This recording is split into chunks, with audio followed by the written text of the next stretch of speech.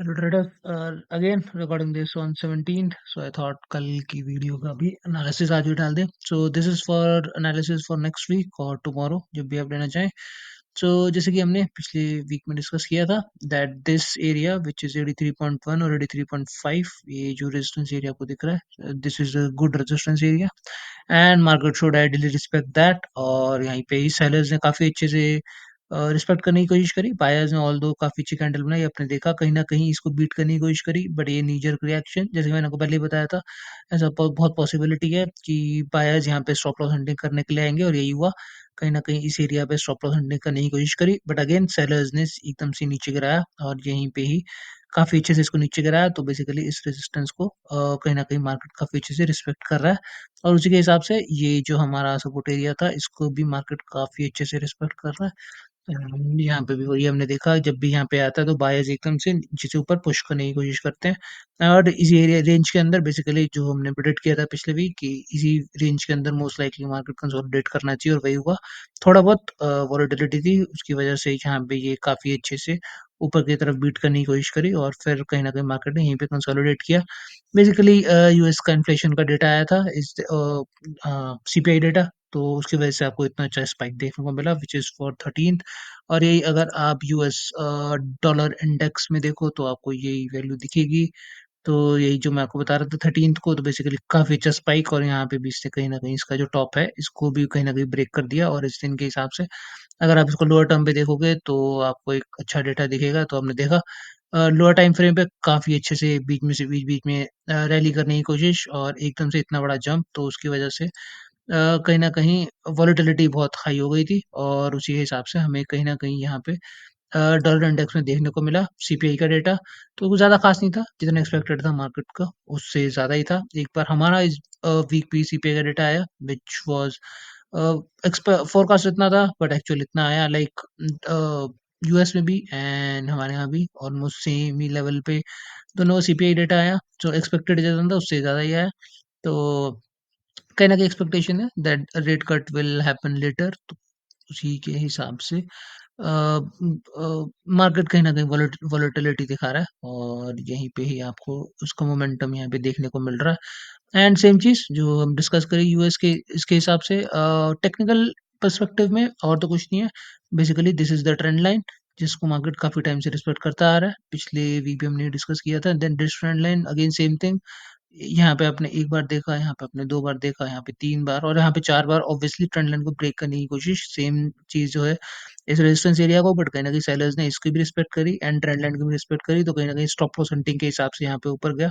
But उसके अलावा तो कुछ ज़्यादा खास नहीं किया। तो दिस वीक के हिसाब से भी ऑलमोस्ट सेम ही लेवल पे प्रोडक्शन है that either market will consolidate इस बिटवीन दिस रेंज या फिर अगर ऊपर जाने की कोशिश करेगा इस लेवल को अगेन ब्रेक करेगा तो पता नहीं कि यहाँ पे स्टॉप लॉस हंटिंग होगी या फिर अगर ये नीचे जाएगा तो काफ़ी अच्छा, हमने पहले डिस्कस किया था नीचे के हमें लेवल्स देखने को मिल सकते हैं। ऊपर जाएँगे तो ऊपर अच्छे काफ़ी अच्छे लेवल देखने को मिल सकते हैं। मोस्ट लाइकली शायद कंसोलिडेट करेगा इस वीक, वैसे भी कोई खास डेटा तो नहीं आना आई थिंक। तो उसी के हिसाब से यहीं पे कंसोलिडेट करना चाहिए। टेक्निकल पर्सपेक्टिव के हिसाब से तो कुछ नहीं है। यहीं पे ही थोड़ा थका हुआ मार्केट है, इस वीक भी थका हुआ था, नेक्स्ट वीक भी थोड़ा बहुत इंट्राडे मोमेंटम्स आ जाएँ तो, बट ओवरऑल कुछ ज़्यादा खास तो नहीं है। एंड सेम थिंग अगर आप इंडियन 10 ईयर बॉन्ड यील्ड देखो तो हमारी बॉन्ड यील्ड जो हमने पहले डिस्कस किया था काफ़ी अच्छी रैली एंड देन कहीं न कहीं यहीं पे ही कंसोलिडेट करने की कोशिश और उसके बाद यहीं पे ही मार्केट कहीं न कहीं सपोर्ट लेने की कोशिश कर रहा है। बट ऑब्वियसली इन्फ्लेशन का डेटा आया तो कहीं न कहीं एक छोटा-मोटा मोमेंटम आपको देखने को मिला, बट ओवरऑल इसकी लाइक ट्रेंड तो अभी नीचे का ही है। तो कहीं न कहीं यहीं पे कंसोलिडेट कर रहा है। अगर आप देखोगे इसमें लोअर लोज़ बन रहे हैं, यहाँ पे लोअर लोज़ ये देख रहे हो। 1 बार लोअर लो, 2 बार, 3 बार, यहाँ पे 4 बार और फाइनली यहाँ पे। तो कहीं न कहीं इसका लो तो नहीं ब्रेक किया। अगर ब्रेक करता है तो ऑब्वियसली कंफर्म हो जाएगा, बट अभी के लिए तो सिर्फ बॉन्ड यील्ड 10 ईयर का इंडिया का वैसे भी कंसोलिडेट कर रहा है। सेम चीज़ आपको यूएस की 2 ईयर बॉन्ड यील्ड में दिखेगी। यूएस का 2 ईयर बॉन्ड यील्ड थोड़ा ज़्यादा वोलेटाइल था बिकॉज़ यूएस में ज़्यादा इन्फ्लेशन का नंबर आया जितना एक्सपेक्टेड था। तो उसी के हिसाब से डॉलर इंडेक्स के अंदर आपको थोड़ी बहुत वोलेटिलिटी देखने को मिलेगी। उसकी वजह से शायद यूएसडी आईएनआर पे थोड़ा फ़र्क पड़े, बट उसके अलावा तो कुछ स्पेसिफिक चेंज तो नहीं है जिसकी वजह से कुछ हो। डॉलर इंडेक्स या बॉन्ड यील्ड में थोड़े अगर चेंजेस आएंगे तो होगा, बट एनीवे क्योंकि इसमें एक नीजर रिएक्शन आया था जो हमने 13th को देखा और उसके बाद कहीं ना कहीं कंसोलिडेट किया। फ्राइडे को भी एक अच्छा मोमेंटम करने की कोशिश, बट एनीवे लेट्स सी अगर ये कंसोलिडेट करके नीचे आता है या ये नीजर लेके कहीं ना कहीं ऊपर जाने की कोशिश करेगा जिसकी वजह से हमारे देख फॉरेक्स मार्केट को कहीं न कहीं पैक करेगा। सेम चीज़ डॉलर इंडेक्स में भी कंसोलिडेशन था, बट एनीवे जो हमने पहले डिस्कस किया था यहाँ पे नीचे गया एंड ये कहीं न कहीं रिट्रेसमेंट के तौर पे एक्ट कर रहा है, बट यहाँ पे कहीं न कहीं एक नी जर्क जाने की कोशिश कर रहा है, बट अब वो कुछ कह नहीं सकते। ये कहीं न कहीं हायर हाई बनाने की कोशिश कर रहा है, तो अपसाइड मोमेंटम पे स्टिल डोंट नो अगर ये इस लेवल को बीट करता है तो हम कह सकते हैं 108 से या 7 से ऊपर जाता है तो वी कैन से कि हाँ ट्रेंड इज चेंज्ड, बट अभी के लिए तो सिर्फ कंसोलिडेशन ही मानेंगे। अगर यहाँ पे एक आप ट्रेंड लाइन ड्रॉ करोगे और इसको बीट करता है तो अगर डॉलर इंडेक्स नीचे आता है इस वीक में या कंसोलिडेट करेगा तो that will be good news for us, but अभी के लिए तो आई थिंक में भी शायद कंसोलिडेट ही करें। And same thing with Brent oil, अगर आप क्रूड ऑयल का डेटा देखोगे तो क्रूड ऑयल ने तो कुछ ज़्यादा खास नहीं किया इस वीक ऑब्वियसली, बिकॉज जितने भी आप देखोगे सबका अंदर एक अच्छी रैली आई, जितने भी इंस्ट्रूमेंट्स हैं financial, but anyway that is part of the game. यहाँ पे भी इसका अभी तक सपोर्ट तो तोड़ा नहीं है और यहीं पे ही डाउन मोमेंटम के बाद एक रिट्रेसमेंट है। लेट्स सी अगर ये इसका लो तोड़ता है तो कहीं ना कहीं नीचे के लेवल्स दिखेंगे हमें भी। एंड S&P 500 के अंदर भी हमें एक काफी अच्छा नीचर देखने को मिला, हमने देखा काफी अच्छा गैप डाउन, बट उसको मार्केट ने कहीं ना कहीं खुद को संभाला और यहाँ पे ऑल टाइम हाई को कहीं ना कहीं बीट करने की कोशिश कर रहा है।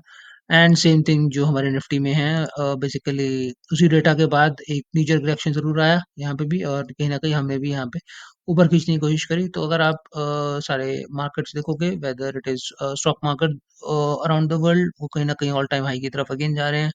एंड देन अगर आप कमोडिटीज देखोगे तो वो भी कंसोलिडेट कर रहा है। Bond yield and dollar index में थोड़ा बहुत रैली है। Basically market still isn't expecting कि rate cut sooner than expected होगा या नहीं। उसी के हिसाब से फॉरेक्स मार्केट में आपको थोड़ी बहुत वॉलेटिलिटी देखने को मिल सकती है, but overall I don't think so कि इस लेवल को शायद ये बीट भी कर पाएगा। लेट्स सी इस वीक के लिए भी हमने बेरिश ही रहेंगे, तो जैसे जैसे ट्रेड्स लेंगे I let you guys know. बाकी तो that's it from my end guys, talk to you guys later. या थैंक यू फॉर वॉचिंग।